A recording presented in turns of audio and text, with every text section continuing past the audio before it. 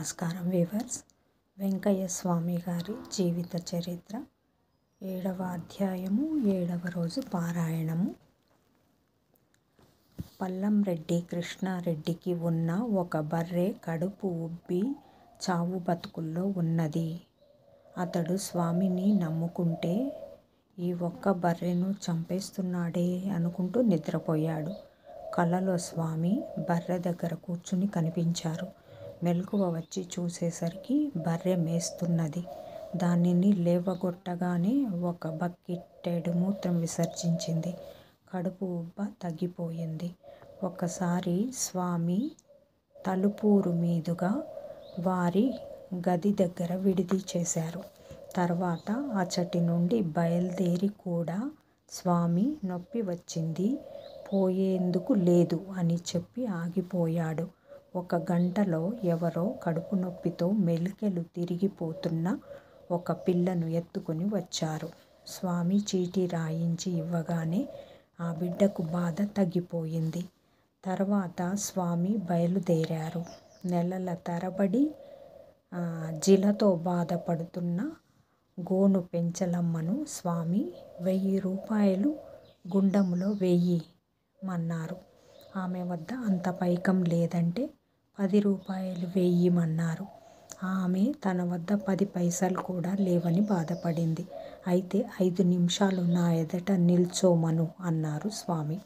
అలా చేయగానే ఆమె బాధ తొలగిపోయింది.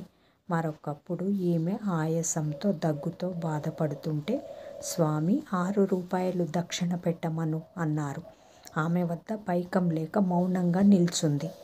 ఈసారి స్వామి 1000 రూపాయలు గుండంలో వేస్తే పోతుంది అన్నారు. మరురోజు ఆమె 5 రూపాయలు సమర్పించగానే స్వామి నేను గాదు అమ్మ బాగు చేస్తుంది అని డబ్బు తిరిగి ఇచ్చివేసి ఆమెను తులసవ్వ దగ్గరకు పంపారు. తులసవ్వ నవ్వి ఆయనే నీ జబ్బు పోగొట్టారు పో అన్నది. 2 వారాలలో క్రమేణా ఆమె బాధ తగ్గిపోయింది. శ్రీరాములు శెట్టి పెనుపర్తి కుష్ఠిరోగి. అతడు స్వామిని ఆశ్రయించాడు. స్వామి అతని వంటికి నూనె రుద్దేవారు. అప్పుడప్పుడు అతనింట భిక్ష చేసేవారు. కొన్నాళ్లకు అతని వ్యాధి తగ్గిపోయింది. తర్వాత అతడు స్వామి చెప్పిన నియమము తప్పాడేమో మళ్ళీ ఆ వ్యాధి వచ్చింది. 25 సంవత్సరాల వయసుగల కోడూరు వెంకమ్మ మరిగేడు నీరసించి మంచం పట్టింది. ఆమెకు ఆహారం చూస్తేనే వాంతి వచ్చేది. స్వామి చెబితే ఆమెను పెన్నా బద్వేల్ తీసుకువచ్చి తమ వద్ద ఉంచమన్నారు. ఆమె అక్కడకు చేరి స్వామిని చూచినది మొదలు విపరీతమైన ఆకలి మొదలై 2 సార్లు బియ్యం వండినా తినేసేది. రాత్రింబవళ్ళు ఆమెను నిద్రపోనీయక తమ వద్ద నుంచుకుని స్వామి వేలిముద్రలు వేయిస్తుండేవారు. 3వ రోజు స్వామి ఆమెను బొత్తిగా అన్నం తిననీయక రాత్రి 1 అరటిపండు పిడికెడు పేలాల పిండి మాత్రము తినిపించారు. అంతటితో ఆమె ఆరోగ్యం చక్కబడింది. అందుకే ఆమె స్వామి సమాధికి నేటికి సేవ చేయుచున్నది. ఒకసారి రామానాయుడు నాగుల వెల్లటూరు స్వామి అయ్యా నీ ఊపిరితిత్తులలో చిన్న డబ్బా వెడల్పు మచ్చలు ఉన్నాయి. అవేమీ చెయ్యవు. నీవు మద్రాసుకు వెళ్ళనక్కరలేదు. బొంత జముడు పాలు తాగుపోతుంది అన్నారు. నిజమే. అతడు వైద్యులెవ్వరికీ లొంగని క్షయవ్యాధితో వచ్చాడు. అందరూ బొంత జముడు పాలు తాగితే చస్తావని చెప్పారు. కానీ అతడు స్వామి చెప్పినట్లు చేయగానే జబ్బు తగ్గిపోయింది. ఇప్పటికీ ఆరోగ్యంగా ఉన్నారు. ప్రతి మానవుడు స్థిరమైన శాంతి తృప్తి కోరుతాడు. అది లభించక తాత్కాలికమైన విలాసాలతో చింతలు మరిచి చూస్తాడు. కొందరు వ్యసనాలకు లోనై ఆరోగ్యము శాంతి కోల్పోతారు. అట్టివారి జీవితాలు కూడా మహాత్ముల దయవలన చక్కబడతాయి. కానీ అట్టి పరివర్తనము హృదయపూర్వకంగా కోరని వారికి ఫలితముండదు. కారణం మనస్ఫూర్తిగా కోరితేనే మహాత్ములు అనుగ్రహిస్తారు. త్రాగుడుకు లోనైన జయరామనాయుడు స్వామి పాదాలు పట్టుకొని ఆధ్యాత్మికమైన ఈ నిశ ఇలా ఎప్పుడు ఉండేలా చేయండి అని చెప్పి మరెంత చెప్పినా వినలేదు. చివరకు స్వామి అలాగే పోయ్యా అన్నారు. నాటితో అతనికున్న తాగుడు ముక్కోపము తగ్గిపోయాయి. ఒకరోజు స్వామి చీటీలు రాయించి భక్తులకు ఇస్తుండగా పట్టు చీరలు కట్టుకొనిన 3 స్త్రీలు వచ్చారు. స్వామి ఎంత చెప్పినా వారిలో 2 మట్టి అంటుతుందని తాటి మట్టలపై కూర్చోలేదు. ఒకామె కూర్చుంది.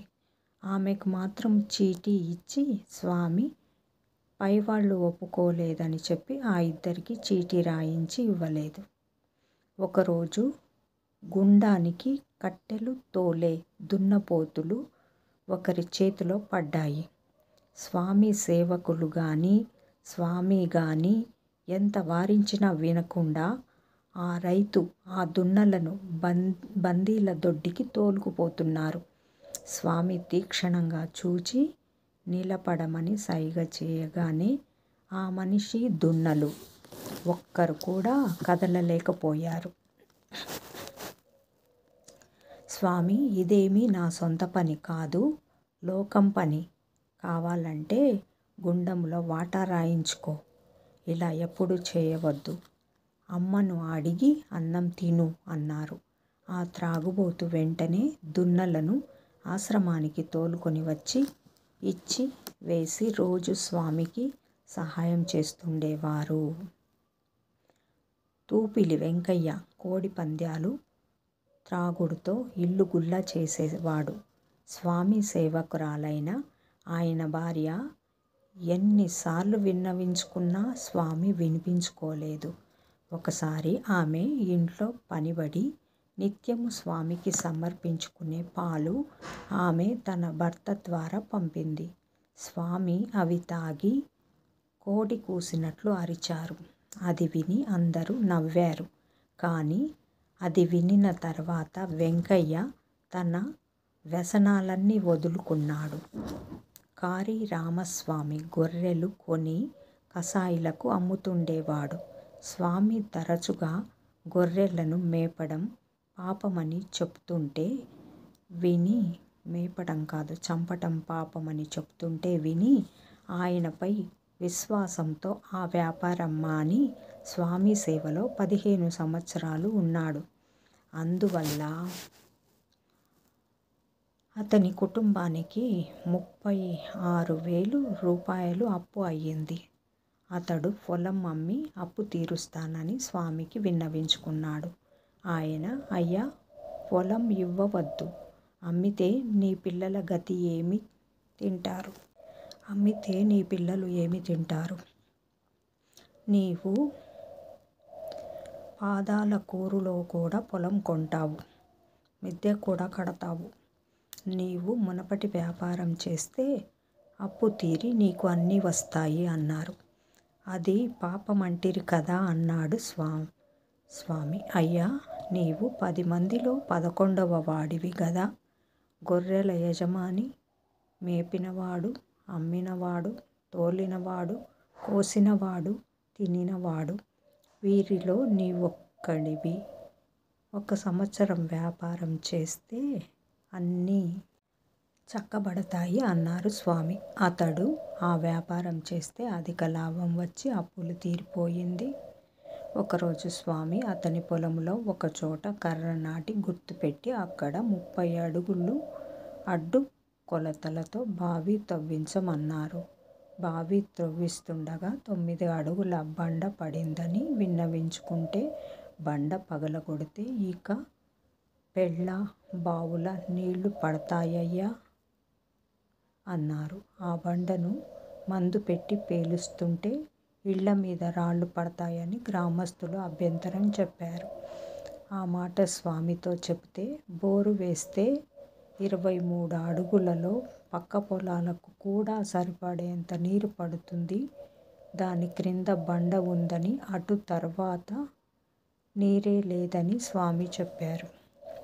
వసతి లేక 20 సంవత్సరాల పాటు బోరు వేయించలేకపోయారు.